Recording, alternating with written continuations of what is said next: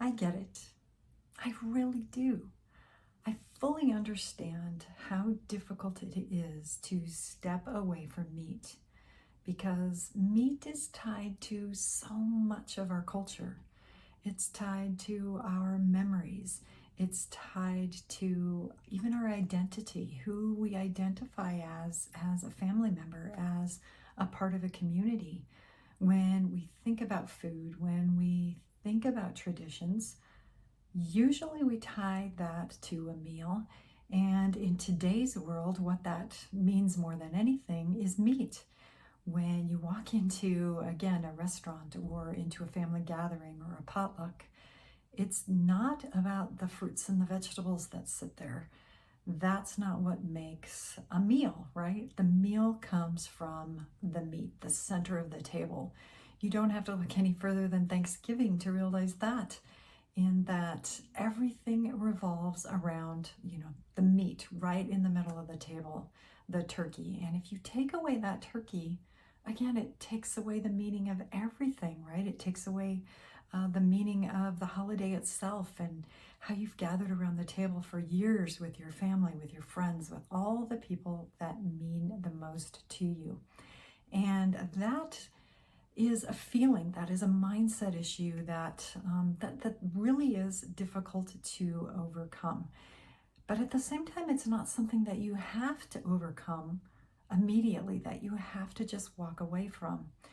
And I think that's, again, it's one of the most difficult parts about moving 100% plant-based, because it is a mindset issue. When you miss it so much, and when it is the center of your table, the center of your entree, everything you create, how do you replace that with something that maybe you view as a side dish, right? As just the fruits and vegetables that you pile just a spoonful or something onto your plate.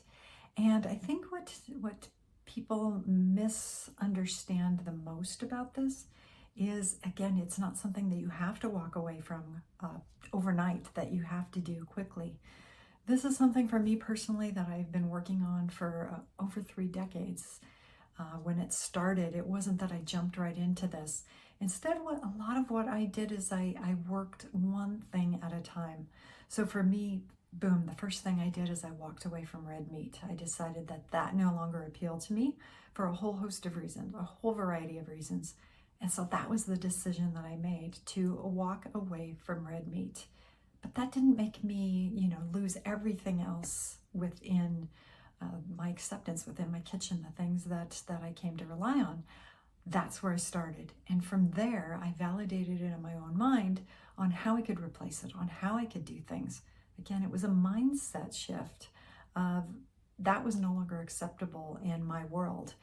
And so I therefore found other ways of eating and creating habits around what I would cook in the kitchen, or what I would order when I went out to restaurants, or even what I had when I went to potlucks or to family dinners and things like that.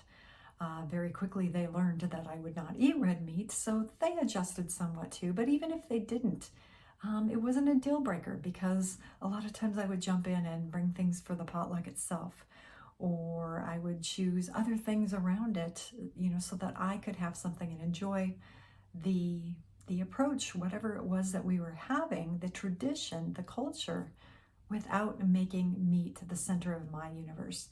Because ultimately, when you start learning about, again, mindset and everything is about you. You can only control you. You can only control your attitude, your mindset, your behavior. Everybody else's is what is up to them, right? The only thing you can control is what you do. And when you remember that, when that becomes a part of why you're doing this in the first place, that's when you start seeing changes. You have to validate that emotional side of you that is holding you back from moving to plant-based. Now, this is uber important in my life. It's something that I, again, have been doing and working on for 3 decades. So for me, it is worth everything, really, because when I sit down at the table, it would no longer feel right to have that meat in the center of the table. So I look for other things that I can include instead. And it's not just about size. I think, In a lot of ways, we think, it's just about the salads, or it's, just more of the side dishes. And you have to step away from that mentality, because it's not about sides or, just extras, accessories, things like that. Instead, what you do is you change your mindset enough to realize that you can have incredible entrees. You can put incredible food in the middle of the table that are so good and so nourishing that you actually learn to crave those and accept those and, strive for those, want those just as much as you ever did meat. In fact, more so, because when you're creating flavor bombs, when you're actually putting meals together that satisfy you in the exact same way as meat once did, again, the transition moves from I'm missing meat, or, there's something missing in my life, to there's now something I love and I'm craving and I love the flavor and I can't get enough of it. So let's talk about a couple things that you can swap. I know if you've gone out to restaurants, you've even seen them when you're ordering like a beef hamburger. A lot of them make that you can substitute. You can substitute like a black bean patty. I personally look for restaurants that do that, that make their own in-house black bean patty of some sort. I prefer those immensely over the fake plant-based, like Impossible Burger, that type of line. I like it when they actually work on creating an option for you in the same category, again, like a black bean burger, because they're actually caring about the quality of the patty itself. They're actually working with flavors. They're trying to make a product that is equal and comparable to the beef patties that they might have. And when a chef gets that, again, they're going to put even more time and energy into that creation. And I have found that they are immensely better than something, that they can pull from the freezer, slap on the grill, and put on a bun. So again, my personal thing is, before I go out, if we're debating between a couple of restaurants, maybe to meet a friend or something, I will actually take a look at the menu, because that one change, it changes everything.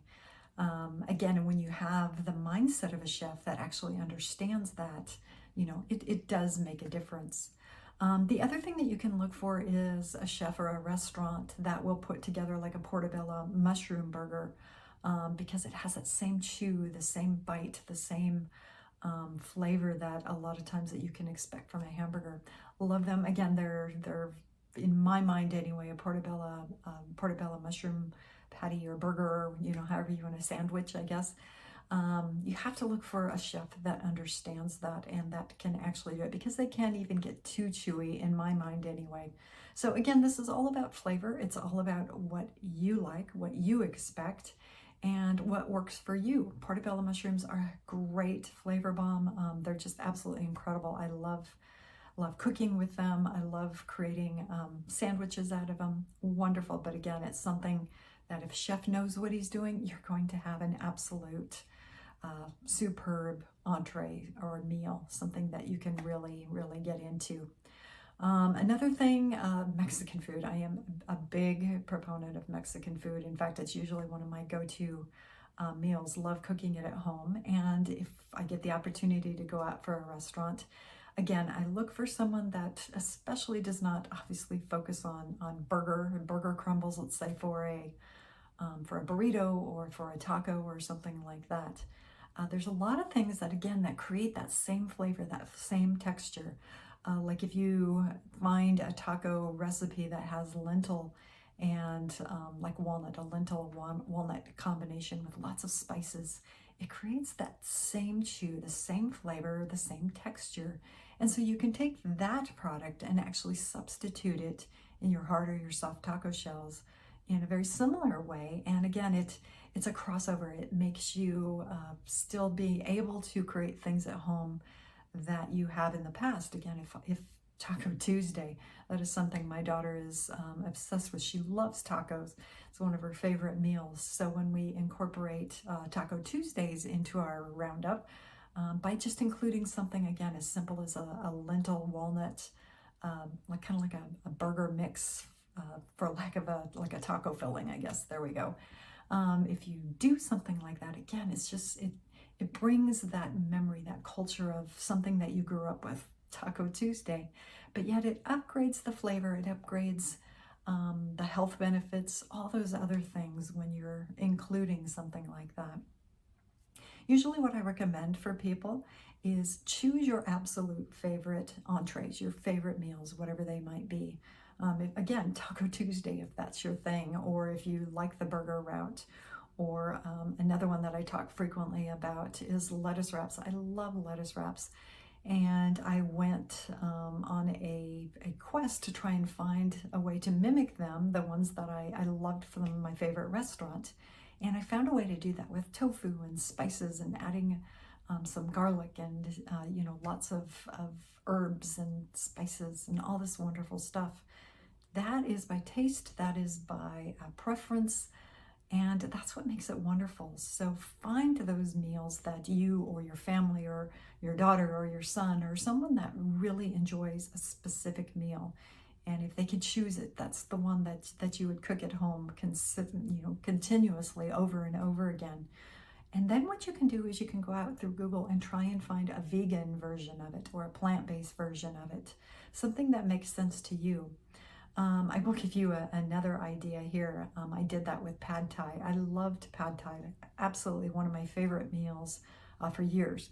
If we go out for Asian in any way, shape, or form, I order the pad thai. It's just always been one of my absolute favorite meals. But when I tried to recreate that at home, I never could get the flavor right. And I think we must have worked our way through probably a couple dozen recipes before I finally found the ingredient that changed everything, that really made pad thai stand out for me. But again, that's different for everyone, and that's the great thing about it. So if you take those favorite meals, whatever that might be, and Google it and look for a vegan substitute. I always go vegan as opposed to plant-based because vegan, when chefs and authors and cook and foodies and when they're creating meals, and they really understand the concept of plant-based, they're going to be much better at creating flavor bombs, at really understanding how spices go together. So that tends to be why I do a lot of searches using the word vegan for that reason. But once you find that recipe, that absolute favorite recipe, that's when you can use that. And, even if you're cooking it once a week to start, you can use it continuously because that will be your go-to meal. The one that maybe you produce on the days that you're tired and maybe feel like ordering in. You've got this meal that you absolutely love. Those are the ones that give you that happy feeling, that change your mindset around and you go, you know what, this isn't about me replacing a meal or me trying to overcome meat and all that. Instead, what you start thinking of is this is an incredible meal with incredible flavor, and this is what I choose to eat. And that makes all the difference in the world. Once you get to that point, again, that's when you can continue on your journey and, find the next one that appeals to you. Find the next meal that works for your table, works for your family, for your son and your daughter, and whoever else that sits down with you regularly. That is when you start reaching past the notion of missing something and instead get into the love of food creation and creating something that makes your heart, makes your mindset, makes every aspect of you fall in love with that food again.